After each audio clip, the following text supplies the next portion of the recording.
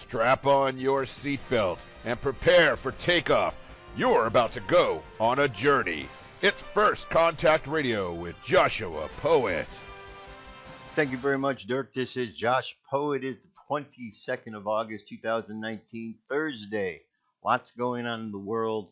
As always, it seems as if the place is going crazy. Place is going crazy. We got violence happening.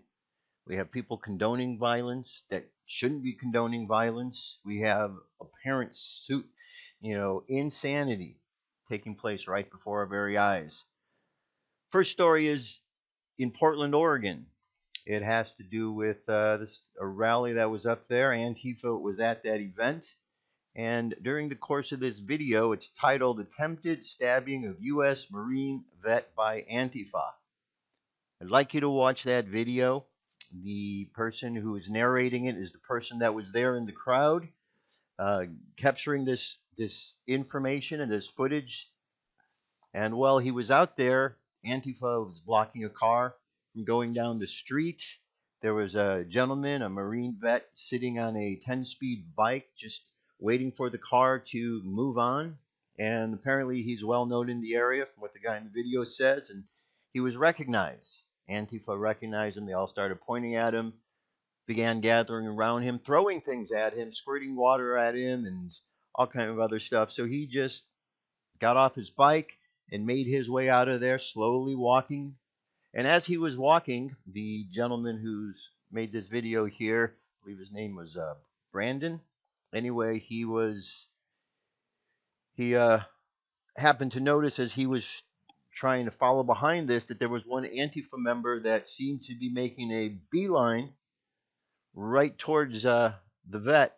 And as he was getting close up to the vet, a knife comes out of his pocket as if he's about to go up and he's about to stick this guy in the back with a knife. Fortunately, the gentleman Brandon intervened enough to be able to have this guy disappear back into the crowd. After the fact, he was concerned that he didn't get stabbed because you could see very much the guy had a weapon in his hand. But this activity is not right. These people should be definitely declared a domestic terrorist group. Not only them, but anybody who's funding them. Anybody who's funding them should be considered a domestic terrorist because they are funding activities that are absolutely fascist activities in our country.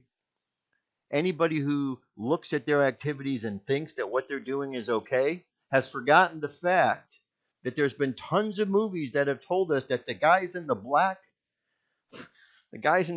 are always the bad guys, except this time when they're out there with their masks and their black outfit hiding their faces. So we need to have the president and those in authority do something about this. Talking to you, Mr. Barr. Talking to you. This is not right. This could have been ugly, ugly, ugly. So we need to see some remedy from this, and we need to see it now.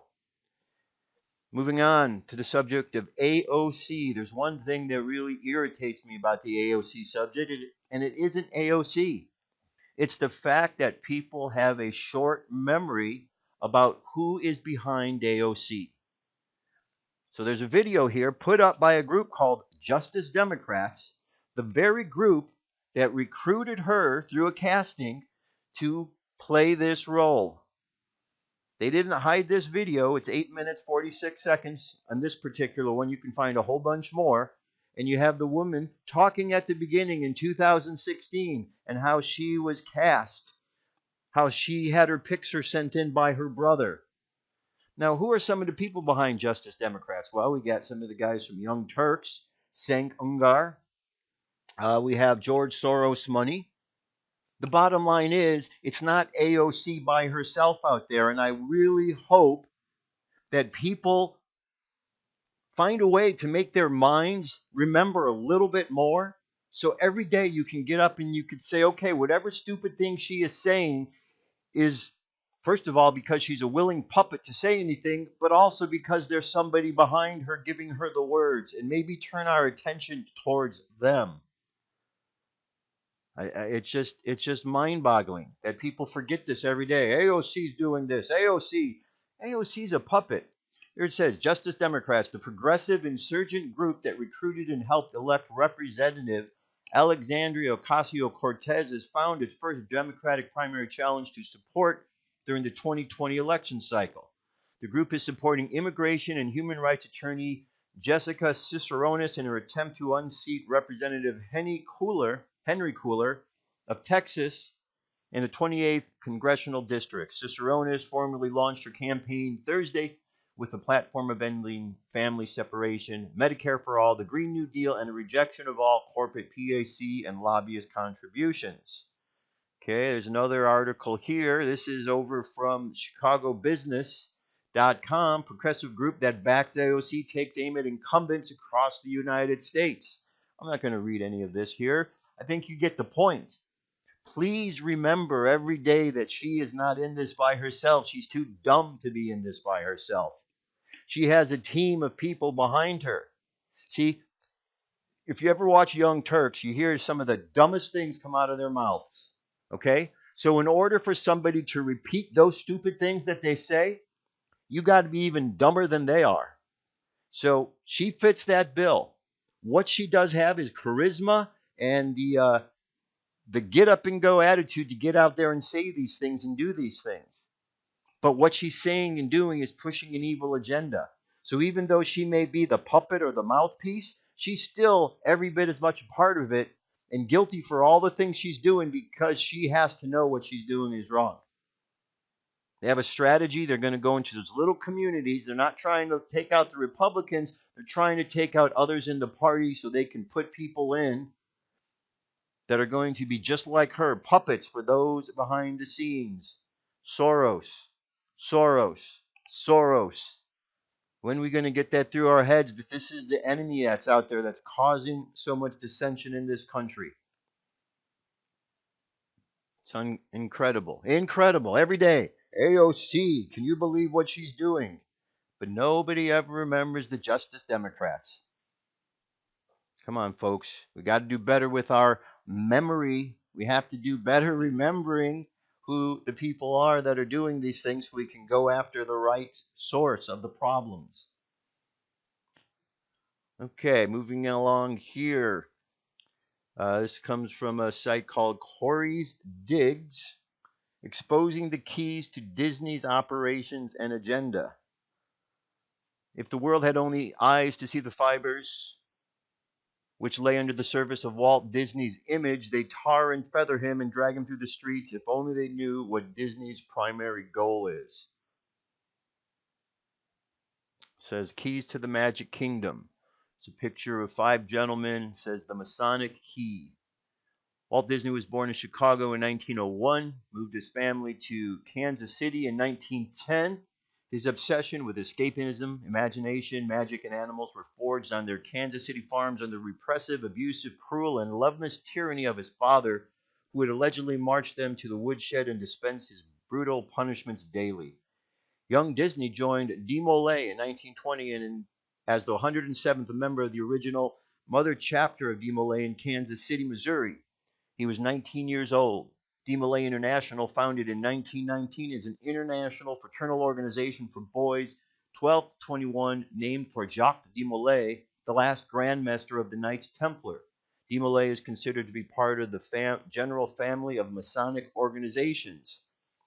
Father Dad Land, the founder of the Order of De Molay, was honored with the Knight Commander of the Court of Honor of the Scottish Rite and coronated a 33rd degree in 1925.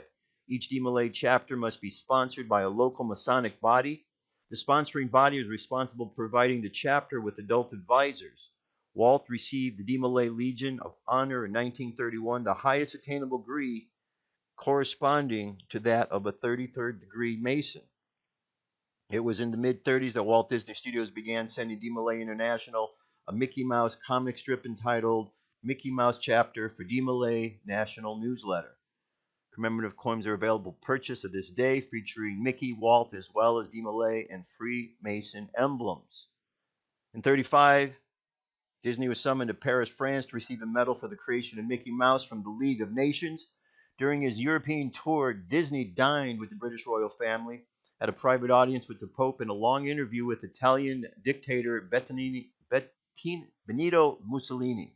It was during this European trip that Disney had lunch with writer and prophet A.G. Wells, a major inspiration for Disney's Tomorrowland, who, through his predictions of the future, conditioned the public to prepare for and accept the stages of the New World Order. In addition to sponsoring a Masonic club for Disneyland employees, Walt Disney also created the infamous Club 33, located at 33 Royal Street in Disneyland, which is located on the 33rd parallel north. The secret of club's decor is reminiscent of a Masonic lodge, with its black and white checkered floor representing duality, the blue and gold draperies, the color of the Masonic emblem. The Disney Club that's so exclusive you've never heard of it. Club 33, named after Walt Disney's Masonic ties, has invite-only membership, a 14-year wait list, and a $100,000 initiation fee. Got pictures of it here, and so on. Okay, so then it gets down here. It talks about King Solomon is the central figure amongst illuminated Freemasons. They believe King Solomon held the keys to the mysteries of the dark magic, and with a magic ring bearing a six-pointed star or seal of Solomon, gained the power to summon demons, spirits to his will to control them and command them to complete tasks. The number 33 was not just selected at random by the originators of the Scottish Rite. The seal of Solomon, made up of two intersecting triangles, is considered a graph representation. It also plays a prominent role in Kabbalah. The number 33 is significant to Freemasons as it represents illumination or enlightenment.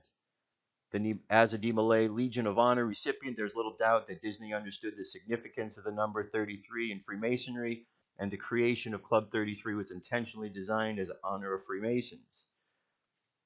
Now we have the FBI key. Few people are aware of Disney's close ties with the Bureau, as revealed through Freedom of Information Act documents.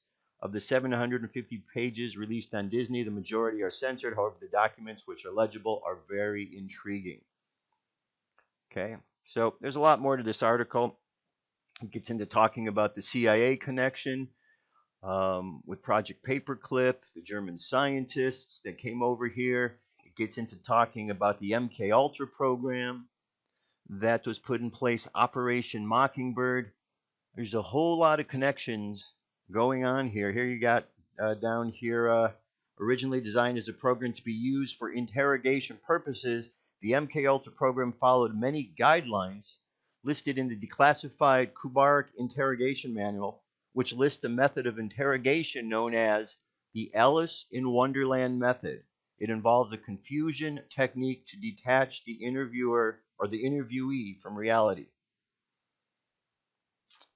Okay, through a Freedom of Information Act request in 1977, a cache of approximately 20,000 documents relating to Project MKUltra were uncovered, prompting hearings. The CIA insisted MKUltra experiments were abandoned. However, a 14-year CIA veteran, Victor Marchetti, stated in various interviews that the CIA routinely conducts disinformation campaigns and CIA mind-controlled programs carry on. All right, connections here with Alan Dulles. I mean, you can go on. And then you get into pedophilia. The culture of pedophilia has been carried down from the very top of the Disney company and infiltrated every aspect of the organization. In an expose entitled Hollywood Babylon 2, Kenneth Unger alludes to the possible propensity towards pedophilia between Walt Disney and Bobby Driscoll. Some animators stated that the boss, Walt Disney, seemed to have fallen in love with the boy. There may be some truth to this. The boy who Walt fell in love with was a small, young, attractive boy actor named Bobby Driscoll, who signed up in 1946 with Disney. He acted in the Song of the South, Treasure Island, and Bobby's voice was used in Peter Pan. Like so many childhood stars, he displayed signs of trauma from childhood abuse, becoming a drug addict by the age of 17 and dying from overdose a few years later. Okay, go more on to there. And then finally, you see connections to Epstein Island because of the tours that they do to Epstein Island with their boats, with their subs, taking people on adventures out there. So there's a lot more to this than what we know about now. Dig, dig, dig, my friends. Dig, dig, dig. There's a lot there to see. a lot there that we need to understand what's going on. Greenland.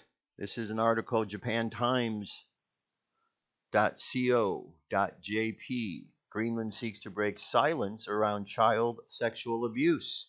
In Greenland, the scourge of child sexual abuse has emerged as a pressing concern, with nearly 1 in 5 having suffered abuse in their childhood, and efforts to combat it hampered by a persistent conspiracy of silence. The sparsely populated, autonomous Danish territory is confronted with major social problems, including high levels of suicide and alcoholism.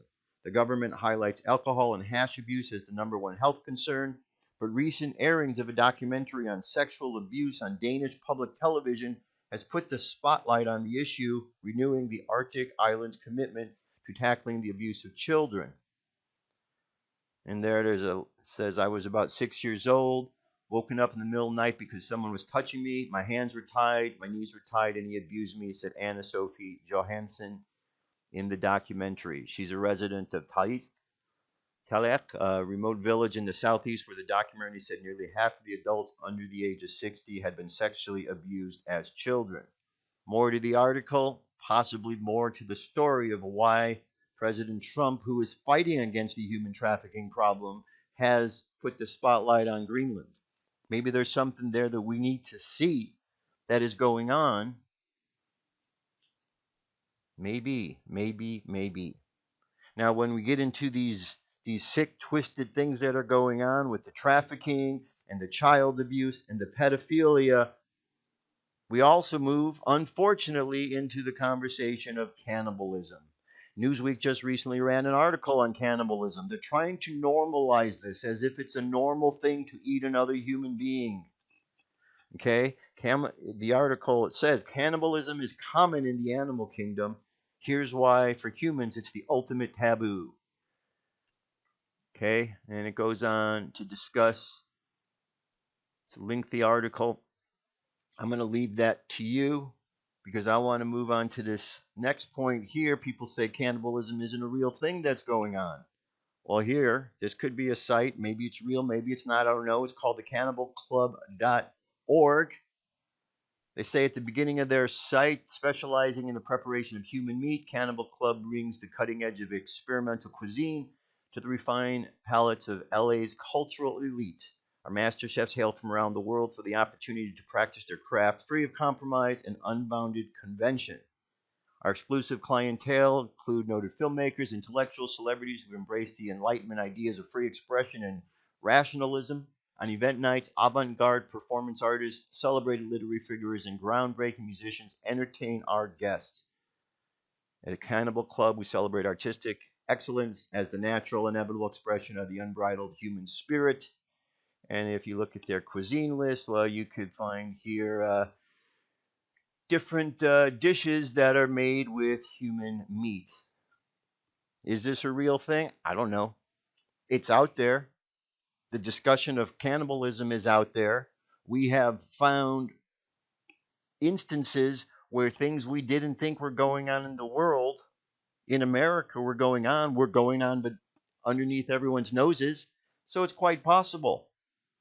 Or maybe someone put that site up there just as a joke in order to have people look at it and try to make them foolish because they're looking at it thinking it's real. Don't know. I don't know. But there's a lot of sickness that is coming out of Hollywood and Los Angeles, so I don't quite put it past any of these things. I don't put it past any of what's going on. Okay, so where does this all come from? Where does all of this attitudes come from? Well, it goes way, way, way back. It goes way back to the beginning of the Bible, and even before that. Talks about the Canaanites is now where we're going to go. The Canaanites. There's a book I've got linked up here. It's called The Curse of Canaan. I'd like you to delve into this book because it explains what is going on. Here's an article that says the Canaanites are back. Thanks to the change of the Messiah's name from Joshua to Jesus, the Canaanites were able to make a comeback and reestablish their nation in 48. When Abraham entered the Promised Land around 2000 BC, the Canaanites were already there. Abraham was descended from Shem. the oldest son of Noah and the Messiah. He was supposed to come through progeny. The area that the Canaanites occupied was the center of the earth and was also promised to Shem as his inheritance. Unfortunately, the usurping Canaanites were the dominant people, and they were provincial for their wickedness. Canaan, the son of Ham, grandson of Noah, and his conception was the result of incest. Okay, now let me get into discussing a bit more of The Curse of Canaan. It's written by Eustace Mullins. It's a great book. A lot of people are going to say this book is racist. This is not a book anyone should be reading. But what if it's filled with truths that we need to know about? Because see, what it talks about Adam and Eve, but it talks about the pre-Adamic race. The pre-Adamic race are those that came before Adam and Eve. Okay? That means that there were beings that were created before Adam and Eve. Well, we only know about Adam and Eve. Who was this before then? Well, it was perhaps a race, an experiment to create other beings, and the first batch wasn't a batch that really was a good batch because there were flaws in it. There were problems. You see, the one who was creating things down here, it wasn't the real God. They were trying to make copies of what God had created.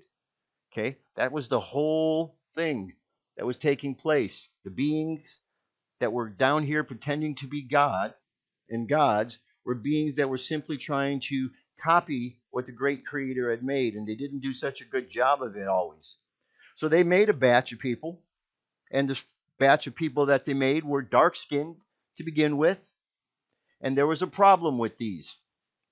The problem wasn't because of their skin color. The problem was within the DNA of something that was bringing in an evil element. So when another batch was made, in order to tell the difference between the first batch, they were made with a different color. This color was a lighter color. That way anybody looking at it could say, okay, that batch over there had problems with the DNA, and we know which ones those are, and this batch is a different batch.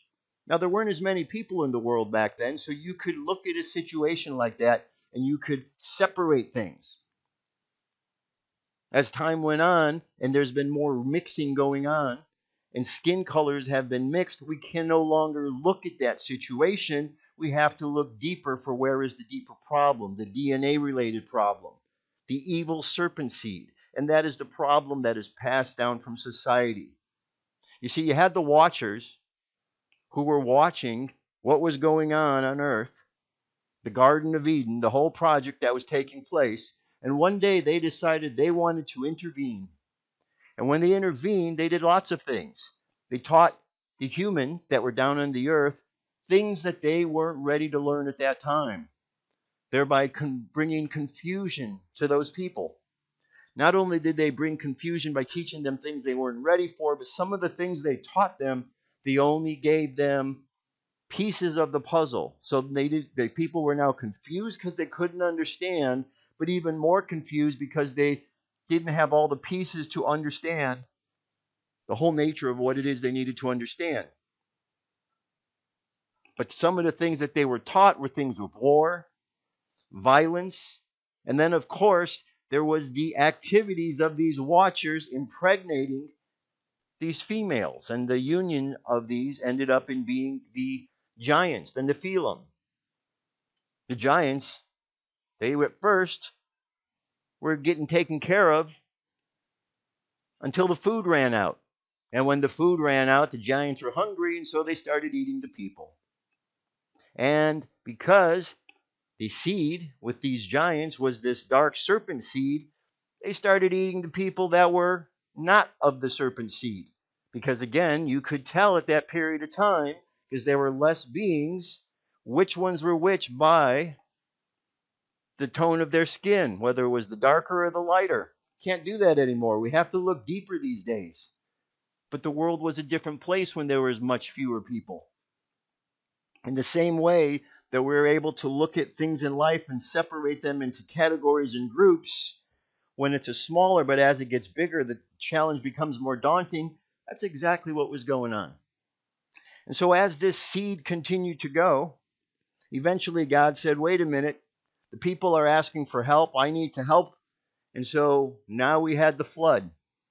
The flood comes to wipe everything out. But on that boat, one of Noah's sons, Ham, brought on a Canaanite woman.